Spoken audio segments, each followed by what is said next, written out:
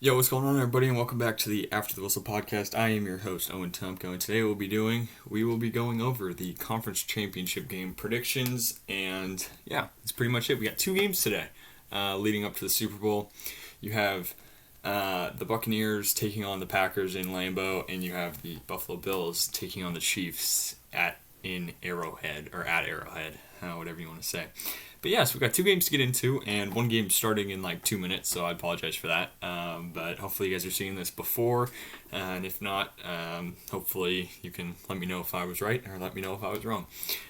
So I guess we'll just jump right in. This should be a pretty quick episode unless I talk for 10 years. But it should be a quick episode with two games. I managed to run the national championship one upwards of 15 minutes on one game, so, it is what it is. But you have the first game we'll get into, the game starting in 2 minutes, or actually now 1 minute.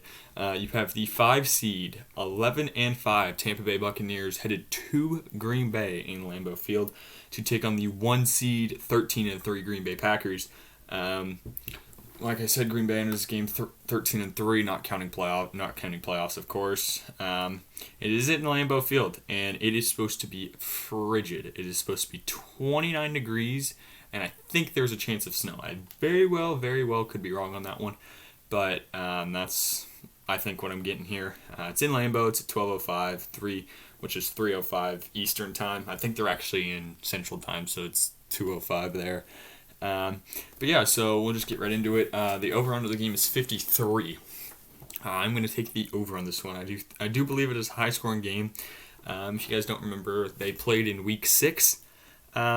These two teams, and Tampa and Green Bay came out hot early, scored 10 points in the first quarter, but then went scoreless the rest of the game and gave up 35. I don't see that happening again. I don't think Aaron Rodgers turns the ball over I think he turned the ball over 4 times in that game, maybe between 2 and 4 times. I can't remember what the exact stat line was. But once again, the over on this game is 53.5. I'm going to take the over on this one. Even though the last game was a low scoring game, that was only because the Packers scored 10 points. Even if they were to score another touchdown, it would have put the game at 50. Would have put the game at like 50 something or whatever. Actually, would have put the game at 52. So it would actually still be the under. But I do see them scoring more than 17 points. I don't see the Buccaneers necessarily scoring scoring 35 again, but I do think it is possible. The spread in this game is 3 in favor of the Green Bay Packers. Even though you don't doubt Tom Brady in the playoffs, you also don't doubt Aaron Rodgers in the playoffs. I mean, this dude was the MVP of the league this year, arguably, with Patrick Mahomes. I think he still is going to be the MVP. He had an unbelievable season. Threw for 4,300 yards, 48 touchdowns, 5 interceptions on the year, which is very, very good for a team who doesn't necessarily have the best receivers. And like a fourth of those yards went to Davante Adams, so that helps. But Brady didn't have a bad year himself. He had 4,600 yards, 40 touchdowns, and 12 interceptions. I think that's kind of what you expected. Most people thought, including myself, I'm not going to say I sat here and predicted Tom Brady was going to potentially be an MVP again this year. But you would have expected, with all the weapons that he has on offense, that you would have projected that they would have been able to. He would have been able to throw for that many yards and that many touchdowns. Maybe the picks were a little bit high, I think, this year. But, it is what it is. The game just started, by the way, and Green Bay deferred. I'm guessing they won the toss and deferred. So Tampa Bay does have the ball. So, yeah. Once again, I said the over-under of the game was 53, which I'm going to take the over. The spread was 3 in favor of the Packers. I don't want to say the Packers cover, but I'm going to say the Packers cover. I'm going to say they score. I'm going to say they win by a touchdown. So I think it's a very close game. I'm going to say players to watch in this game. I'm going to say the dynamic duo of Aaron Rodgers and Davante Adams. Packers are not going to run the football today. Tampa Bay has the best rushing defense in the league this year, even though they kind of took a step back in the back half of the year. had a very shaky run defense in the back half of the year.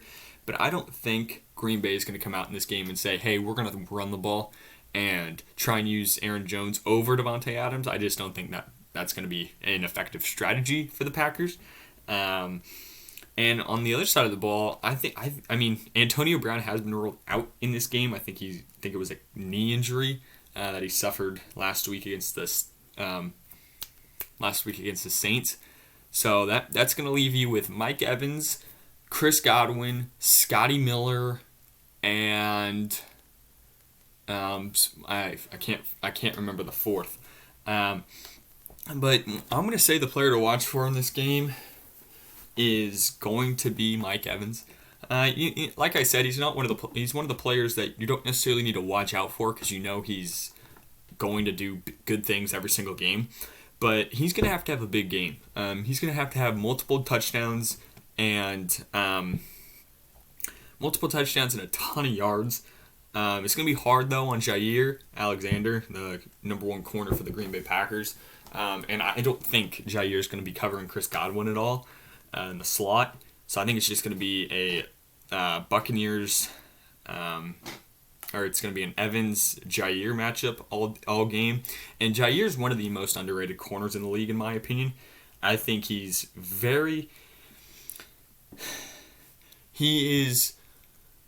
a very, very good lockdown corner. Like, he's one of the guys that you will scheme away from. Like, there'd be times when you won't even throw the ball to his side of the field because he's that good in coverage.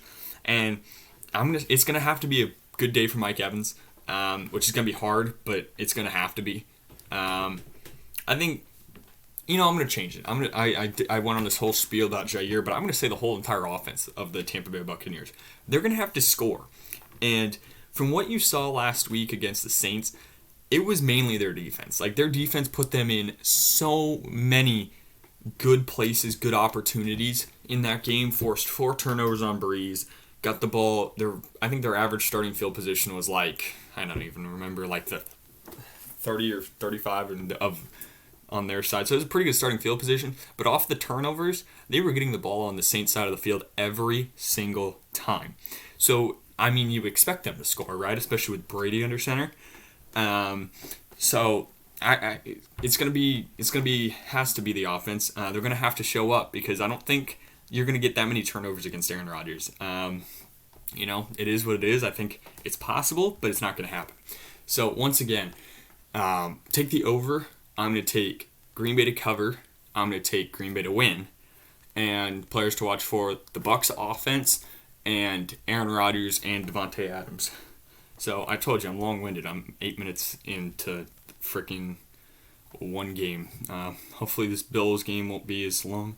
But we are moving on to the number 3 seed, 13-3 Buffalo Bills headed to Kansas City to take on the 1 seed, 14-2 Kansas City Chiefs. Kansas City coming off a win against the Browns last week. Against the Browns last week. It was ugly. In my opinion, it was ugly. Like, yes, if Patrick Mahomes probably stayed in the whole game, they would have won for sure. But there was speculation he wasn't going to play this week. And if that was the case, Buffalo was going to win by a landslide, I think. But since he has cleared concussion protocol and is eligible to play, he is going to play. So, you get your franchise quarterback, arguably the best quarterback in the league, back this week. So it's a big start. But the over-under of this game is 54.5. As much as I want to say this is a high-scoring game, I don't think it's going to be. I mean, both teams are heavily reliant on their passing game, and they didn't get here because of their running game. They didn't get here because of their running game at all. It's been their throwing ability, and it's been their big play, downfield, take shots, and score, I want to take the under because I think just with two high-scoring, high-throwing offenses, they're going to stall out. They're either going to trade back and forth and score like 70 points combined, or they're going to stall out and score like 30 points combined. I mean, I don't know what to pick, but I'm going to take the under here. As much as I think it's going to be a high-scoring game, I think both defenses are going to find a way to just slow each other down and make the game long, maybe even make them run the football, Sorry about the dog. Maybe even make them run the football. But, I think the defenses have the capability to slow both offenses down. I think the advantage goes to the Bills here because I think the Bills have the better defense over the Chiefs. But that's just my opinion. So, once again, I'm going to take the under. The over in this game the spread in this game is 3 in favor of Kansas City.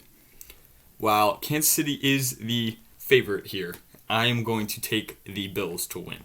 I know I said the Bills were going to make the Super Bowl. My postseason prediction video, but I also said the Hawks were going to make the Super Bowl. And what happened there? They lost week 1 to the Rams, which is an L to us. But it is what it is. You always get some predictions wrong, and it sucks when your Super Bowl pick goes out the window in wild card weekend, but it is what it is.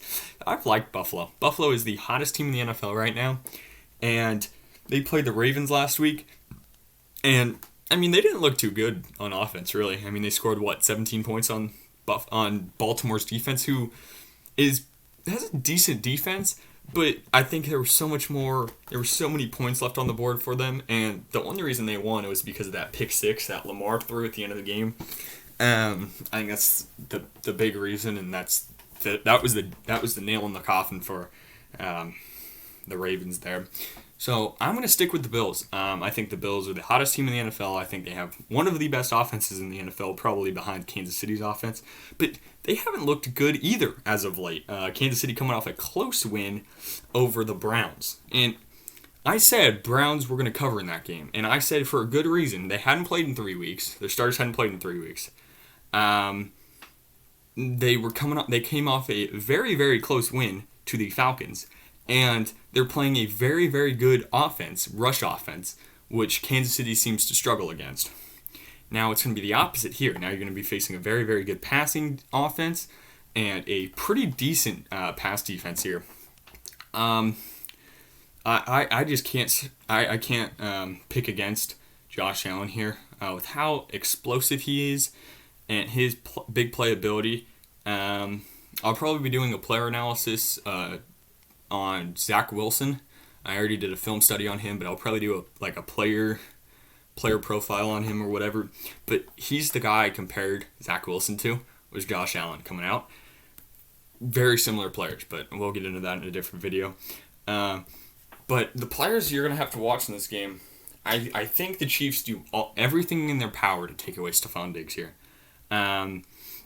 With that being said, you're going to be looking at more of a Cole Beasley, Dawson Knox, who's a tight end. John Brown, I think, is playing. You're going to be looking at 3 other weapons that when they try and double Diggs, they're going to get open. And I think those. I'm going to say Josh Allen and everybody on the offense other than Stephon Diggs is going to be the player to watch here. So the receiving core, I'm going to say Gabriel Davis. Gabriel Davis is questionable, so potentially Gabriel Davis. But it's going to be John Brown, Dawson Knox, and Cole Beasley are going to be the 3 players. Oh, and Josh Allen, of course. Those are going to be the 4 players that are going to win Buffalo this football game.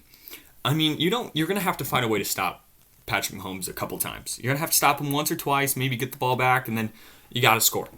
You're going to have to score. I think you saw what the Browns were able to do against Kansas City, and that's run the football. Even though you don't have a good running game, you're going to have to find a way to exploit this Kansas City Chiefs defense. And by all means, if you're going to want to throw the ball 40 times in this game, 35 times in this game, go for it. I'm completely okay with that because it's going to be high scoring. It's going to be a lot of yards, big plays here and there, big shots everywhere. But you're going to have to find a way to get guys open. And with double teaming Diggs, which I think they're going to do, they're going to shadow Diggs, run a lot of too high to kind of blanket Diggs and bracket Diggs, whatever. I think those guys are going to get open. And those guys are going to combine for a lot of yards. A couple touchdowns each, I think. Not a couple touchdowns each, a couple touchdowns combined. I think those are going to be the guys that win them the game. Buffalo's defense is very good, by the way, in my opinion. I think they have a very underrated defensive line, and they got a very underrated secondary. Tre'Davious White is arguably, once again, I'm going to say arguably the best corner in football. But that's my opinion. Micah Hyde, Tremaine Edmonds. Yeah, Tremaine Edmonds or Trey Edmonds, linebacker for Buffalo. He's like 6'5", 240 or whatever. Huge. Freak of a human being. But yeah, so those are going to be the guys you got to watch. As for Kansas City, it's going to be their defense. I mean, yes, their offense is going to be the key to winning this game, but their defense is going to have to step up. You don't really want to blitz Buffalo too much, but if you do, you got to get home. You got to find a way to get Josh Allen under pressure and get him out of his comfort zone. You're going to be running a lot of too high today, this afternoon, whatever you want to call it, to bracket Diggs, keep him away, keep him out of the picture, and you're going to have a lot of one-on-ones with, like the guys I said, Dawson Knox, Gabriel Davis if he plays, John Brown, and Cole Beasley. So you're going to have to find a way to lock up. I think they have the ability to do that. I think they're a decent passing defense, but that's how you're going to win the game. You're going to have to stop them.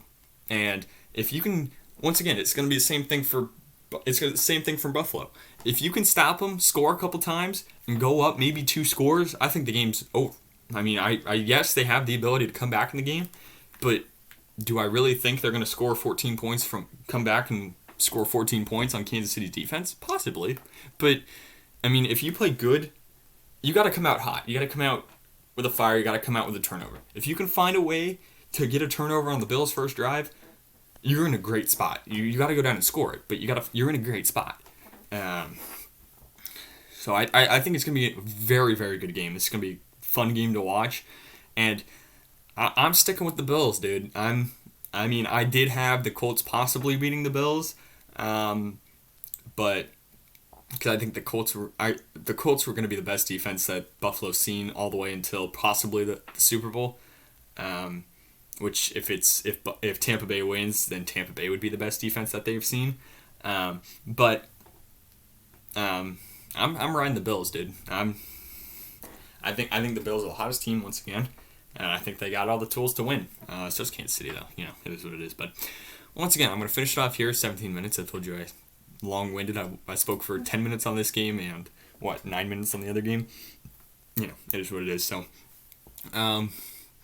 Over on the game's 54.5. I'm going to take the over. Spread is 3 in favor of Kansas City. I'm going to take Buffalo to win, Buffalo to cover. Players to watch for: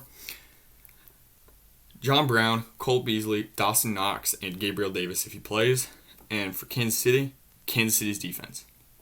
So, yeah, those are my predictions for today's games. Where are we? I'm not even gonna tell you the score of the Bucks game, but it is what it is. So yeah, thank you all for watching as always. Hope you guys enjoyed this video as always. If you guys liked the video, leave a like. If you didn't, don't worry about it. I mean, it's not critical, but it's always something fun for me to do and something I'm passionate about. Not making podcasts, but football. So kind of blended the two together. So. Yep. Don't forget to check out J&P Sports Talks. Boys are unbelievable. They know their stuff. They're more of an every sport thing, I think, except hockey. But they're more of an every sport thing, other than me, who's just a football channel. So thank you all for the support, by the way. And hope you guys enjoy your weekend. I'm gonna be kind of stressed out with finals this week. So if you don't see, Super Bowl is not until 2 weeks. So. You'll be getting a couple videos for that, but yep. Thank you all for watching, and see you guys in the next video. Peace, guys.